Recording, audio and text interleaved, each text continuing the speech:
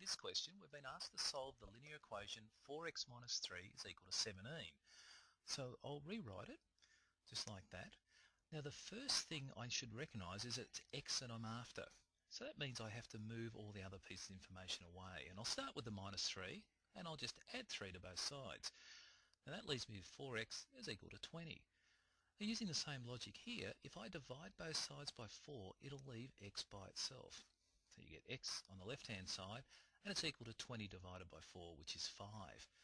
Now you can actually check if that's the correct answer, which is a nice part about this topic. Let's substitute in x equals 5 into our original equation, just like that.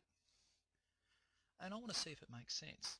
So 4 times 5 is 20, minus 3 is 17. Yes, that's correct, so I've got the right answer. Okay, let's come over the page and have a look at the next question. I've got 7 minus 2x is equal to 18. Well, to start off with, I'm going to rewrite it. So I've got the x's first, and I've got to make sure that the negative goes with the x's. So you get that. Now, let's subtract 7 off both sides.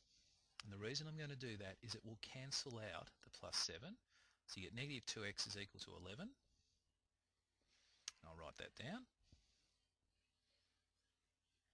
And if I divide both sides by negative 2, it'll leave x by itself. So let's do that as well.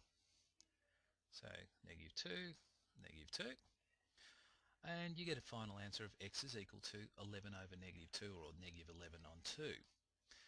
Now you can work out what that is. It's just a matter of saying negative 11 divided by 2 and you get an answer of x is equal to negative 5.5. Nice and straightforward.